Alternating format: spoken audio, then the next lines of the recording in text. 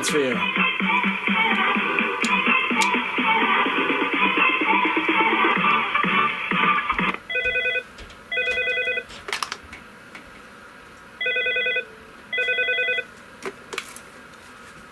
Hello. Tours. Oh, no. What is this? Holy shit. It's 8675309. Let's turn off the Vaporwave. Welcome to episode 10 of Norstar Phreaking.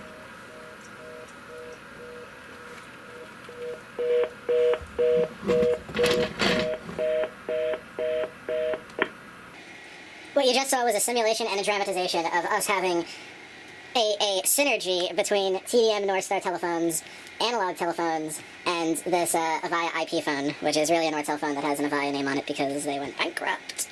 So in this episode, primarily, I'm going to be going over the interaction between the IP phone and the rest of the Norstar system.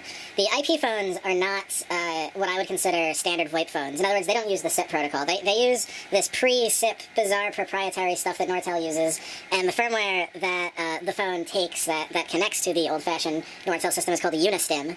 And I'm going to have a separate video on... I'm not gonna have a separate video, but this phone operates. This is an Avaya 1220, and it replaces the Nortel 1220, and it operates in two separate modes: SIP and Unistim. SIP is basic standard VoIP these days. SIP is a generic universal protocol for signaling anything really, and it's used for a number of things, including instant messaging, conferencing, you name it. It's very bizarre because when you buy these phones on the internet, they're usually in SIP mode, which is the mode that interoperates with any standard modern VoIP system. But they also work in this what's called a Unistim mode. Where they'll connect to a Nortel communication server or BCM over a local IP network. And in this mode, they basically, everything is remote. It's just a dumb terminal. Even the error message sound comes from the remote end. Even the key press sound comes from the remote end. So this is about these phones and how they work with the system. We're gonna go over analog phones in the next episode when I have a proper analog speakerphone that we can use. Okay, so the dead giveaway that this is running on Unistim and that this is connected to a Nortel system, or a Norstar system, is that it says feature down here. I don't know of any screen or mode where it doesn't say feature down there. If you see the word feature in the bottom left, you can assume it's connected to a Norstar system. The reason is that this key is locked. It's hard-coded to be the feature key, so there's nothing else that this button does. So that's what it says there, and obviously there's no hard feature key anywhere on the phone, so that's where the feature key goes. So the top two lines are used for the key labels and indicators for the 4 line buttons. The next line of the display, as far as I know, is just completely blank in this mode. It never says anything. The line below that is the standard line that you'd see on the Nortel phone, the text of what's going on. And then the text to the right of the word feature are the soft key, the labels for the bottom 3 soft keys, which act as the 3 standard soft keys on your standard Norstar phone. So there's the 3 keys, there's the feature key, and over here, that's there and there. So I'm going to actually go in and do a feature 805, and let's explore the rest of the buttons in a button test. So aside from these up here, which, are the line buttons and all that, this is the feature button, so you can tell that this isn't just like a soft button. It's literally the phone thinks it's the feature button. This is the soft keys that you'd see, typically on the other phones. And then over here, these are these fixed buttons that are not really fixed buttons. So these 6 buttons are just very similar to these type of buttons up here on the Norstar series phone. It's just that they come with labels that I don't think you can change. Like, as far as I know, I've tried really hard to pull these off, and I don't think they come off, and if they do come off, they're not, ones that you can easily replace with anything. You'd have to buy one specifically for this. They're not, they don't have the removable, printable overlay or whatever. You can't slide some card in there and, whatever. But they are programmable. The other thing, my bad.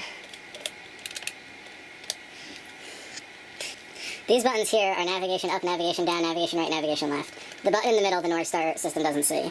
And these navigation buttons don't appear on any other of the Norstar legacy phones, but they do appear to the BCM, so it can use them for whatever it wants to.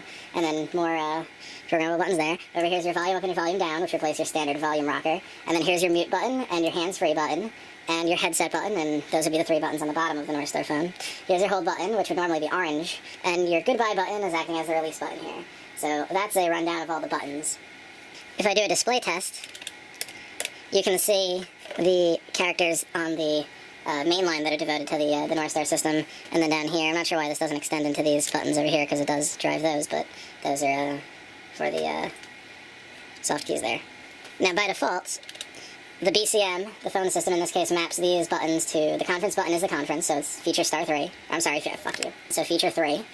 Services maps to feature star 900, which is a specific thing that we'll show you in a second in here. The quit button doesn't map to anything, it's blank. The message button is voicemail, feature 980. The redial is last number redial, so feature 5. And the directory is speed dial, feature 0, because there is no real directory. There is a directory, but it's in the voicemail system, and that would not be probably what you'd want. Let's look at the button labels. The lines start in the top left, and the intercoms start in the bottom right, as usual. The intercom keys just say intercom. There's nothing specific to that. The lines say the line name. The auto dial, I have an auto dial here. It basically has A, D, capital A, lowercase d, space, and then the first 6 characters of who it is, all they can fit. Which is pretty shitty, because in the Norstar system, you're already limited to 7 characters. So, because of that, you make those 7 characters count, and leaving the last letter off is probably a lot worse than it would be in any other situation where you're just truncating some text. It's like taking a vanity plate and just, like, lopping a letter off and being like, oh yeah, it has the same meaning. This button right now is programmed to be a blank button. When you program it with a feature, it says the name of the feature. So, for example, if I do feature 3, it's just conf dot. And this is no longer the conference button. So, if I program it to be, let's do feature 612, page zone 2, it's page zone 2. So, if I do feature 811 info. So it basically says what it is. Now in the BCM you have the ability of putting custom labels in here. Presumably because you might have an aftermarket voicemail system or application or something that uses, the feature 900 series code. So for example, if I program this to be feature 980, it now says express message, even though when I do a button inquiry, it's just called feature 980 because the system doesn't know what the hell feature 980 is. But for whatever reason, they decided, okay, well, it might not be worth it to say feature 980 on the person's screen all the time, like as if they know what the hell that means. You might as well not even have a label for that button at that point.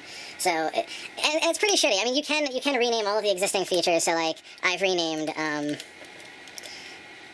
if I do feature 631, which is paging zone 1 and speakers, this is the format that it puts it in, which is kind of bizarre. So I use, when I do feature 630, I just have it saying page all, because otherwise it says page all book. The other thing is I've reprogrammed feature code 86 instead of music to be Vaporwave, because that's what happens.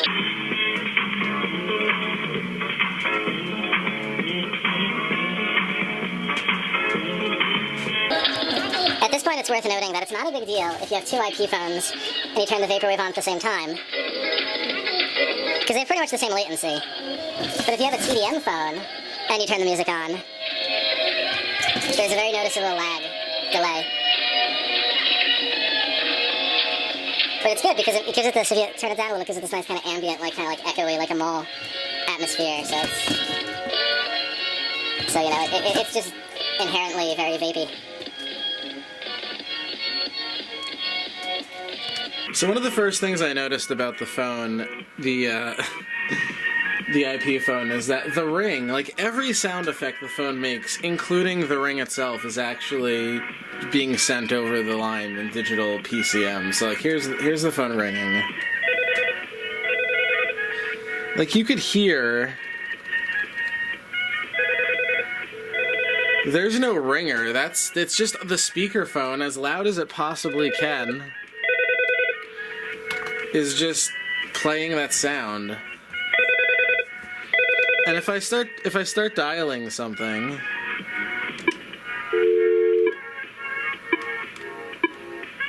I hear the familiar Norstar key press sound, which is coming also out the speakerphone.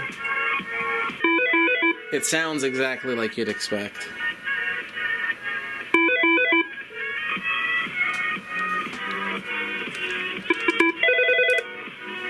Now, one new thing you do get is that anytime you're on any type of call, you get a call timer. And the bad thing about the call timer is that it sits on top of, in other words, it overwrites part of the text coming from the phone system. Okay, so let's take a look at the services key. The services key, by default, is programmed to feature star 900, which is an application within the BCM called Service Menu, and it basically gives you access to basic feature codes that you can put into this menu and make available to people to pick from a menu. So if you want to turn the Vaporwave on, you can go to background music and presumably hit services. I don't know how you do it. Oh, what the fuck? Okay. Oh, I guess you have to hit select up here.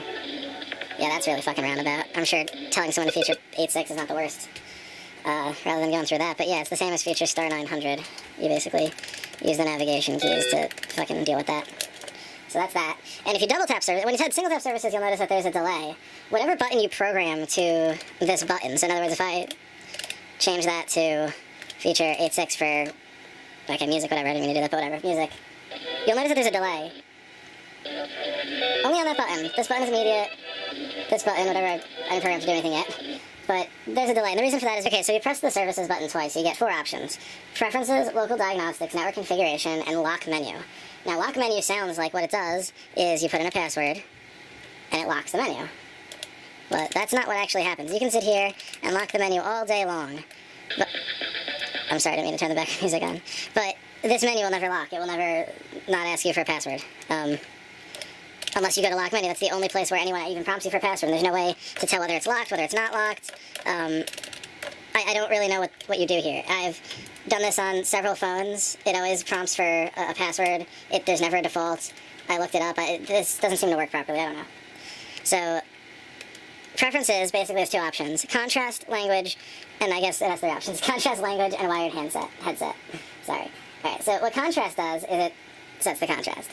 So, it's interesting to note that we get this nice UI here. So if I set this all the way down and hit OK, and I do the Norstar contrast feature star 7, you'll see that I'm at contrast level 8, but I'm not really. So what happens is that when you set the contrast through the Norstar contrast, it sets the contrast, but it maintains this number independent in the actual BCM, and that has nothing to do with the actual contrast. When the phone connects, I guess maybe it doesn't get the contrast from the phone system, but the phone keeps the contrast independently of the Norstar system. So unless you change it in the Norstar system, which overwrites the local contrast, so if I go up to 9, and I go into the preferences contrast, you can see that it's now all the way up to there. But if I put it all the way down to 0, and do feature star 7, you'll see that it still thinks it's at 9. Unless I go down and back up now, it's really at 9, which is where I'm going to leave it for now. Similarly, if I go into language, this language setting is only for this actual menu. If I put this in anything, let's put this into Francois. So notice that the feature that I hit before I went in the menu timed out while I was in the menu. So the menu has nothing to do with the Norstar system doesn't even know that I'm in this local menu. So just to show you that. But you'll see that nothing changed into French. I mean, the only thing that changed into French is this menu, is this stupid secret menu. So I can sit here and play with this all day long. But all of the normal once I get out of this menu, all of the normal things in the system. Page choice, set speakers, both, intercom, these are all English. If I want to get French, I have to do feature star 503. And now everything's in French. En espagnol, whatever, so now if I, do, oops, musica no. If I do, now I get, so you don't know what's going on here if you're using this menu.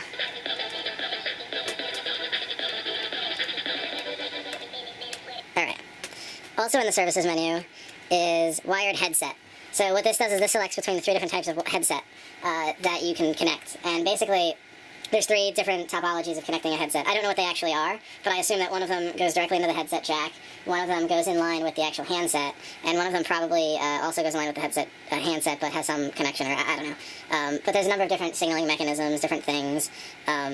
What I assume is that it's to avoid the most basic kind of business headsets have what's called a cradle lifter, so they do that, and they do that so that you can push a button on the actual headset and have the phone go off hook. But modern headsets send a signal to the phone that just says hey, go off hook. So that's most likely what that option has to do with. This phone is a lot more advanced than the standard ones. I even thought that the standard ones were advanced, because if you hit the headset button and nothing's there, it says need headset and it goes to the speaker, which is interesting. Like for example, I have a Cisco IP phone at work, and it doesn't know when I don't have a headset plugged in. It'll gladly, pick up the phone and just not have any audio, because there's nothing plugged into the port. So anyway, also in the services menu are local diagnostics. So local diagnostics include a number of menus that just show you information. So IP set information, and you browse using these keys, so it gives you network value, MAC address is stored, it does DHCP, VLAN enable, VLAN config, VLAN discover, primary server PC port. So on the bottom there's a second Ethernet port for you to plug your PC into, so that you don't use your only LAN jack up on a phone. So it's a very attractable option, so that if you retrofit IP phones into an existing office where you're already using your LAN for computers, you don't have to add any more jacks, because you can always daisy chain someone's computer or whatever device through that port. So you can turn that port off for security reasons or whatever. But you could. Firmware version, hardware ID, our IP address, our subnet mask, our gateway. This is the primary real-time media server, that's what we're connected to. That's the secondary one. This is the voice LAN priority. The voice VLAN priority and the voice VLAN ID are for QoS, so if you want to prioritize voice traffic on your network. DHCP response string shows you the string that my server is giving out to tell it where to connect to, and there's the information that came from that, and that's the bottom of the information. I'm going to go back to network diagnostic tools. Ethernet statistics is just more information about the Ethernet port. So here, I'll go through real quick. So from the top, the link is up, so that means that the Ethernet's connected. Duplex is full. I'm not going to go into the history of Ethernet. Duplex is full, speed's 100 meg, and I don't know why, because I have a gigabit switch. I guess this is just probably not gigabit phone. Auto sense negotiate, the capability is yes, so you don't need a crossover cable. Auto negotiate completed, it did. VLAN priority, VLAN ID, collisions is 0, cyclic redundancy check errors is 0, frame errors is 0. So these all have to do with, handling frames coming off the wire. The CRC is basically like a parity check. The frame error has to do with the alignment of the frames and whether or not the header makes any sense. Packet collisions have to do with whether or not the network's busy when it tries to send data onto the wire, which shouldn't really happen unless you're on an old school Ethernet network or, for whatever reason, Wi-Fi. But on a dedicated Cat5 cable coming from a switch, you're not going to have any packet collisions. Frame errors, unicast packets sent, unicast packets received, broadcast packets received, multicast packets received, and then here's the 802.1x, which is LAN authentication. That's disabled, and then you can also check the same thing for the PC port, the other port on the Ethernet checks. Anyway, that's Ethernet statistics. IP network statistics has to do with the TCP/IP stack, so packets sent, received, packets error in turn, packets error out, packets discarded out, unknown packets, ICMP, whatever. So anyway, we're done with that. So let's go into the diagnostic tools real quick. So basic diagnostic tools basically are ping and traceroute. Those are the two that you get. So what you can do is you can select an IP from the list. So you either get, it starts you off with the call server. So that's the call, so the phone system. That's your DNS server. And I put that one in last time, so it also maintains a list of recently used ones. Or you can type one in. And if you ping it, it pings, and blah, blah, blah, blah. And then you get your data. So you can say 64 bytes. Packets sent, packets received, and there's no packet loss. Hallelujah. So you can do that. You can also trace route. So trace routing to your DNS server is relatively quick. It's on the same network. So, but if you actually trace route something that's far away, it actually is kind of interesting. So I'm going to trace route Google's DNS server. So ready? Watch the display. See how fast that traced it? So hop 1, hop 2, hop 3, hop 4, 5, 6, 7, 8, 9... 10 hops. Wow, nice. I wish Windows did it that fast. Windows doesn't do it that fast because Windows does it 3 times and then it resolves the DNS, resolves the DNS, and that's the big delay. Anyway, and then under Advanced Network Diagnostic Tools, there's Auto Recovery, which I'm assuming we'll leave on, and Enable SSH, which was not on, and I turned it on to see what I can do through SSH. Not much. Reading the log, you can set the log level, and there's some commands that you can enter that require like an Avaya certificate. If you do enable SSH, you have to put in a username. I tried putting Bob in, but apparently it wasn't long enough, so it's Bobby, and you have to put in a password. So that's that. And that's basically all that's in that menu. So here's an example of the call timer overriding the message from the...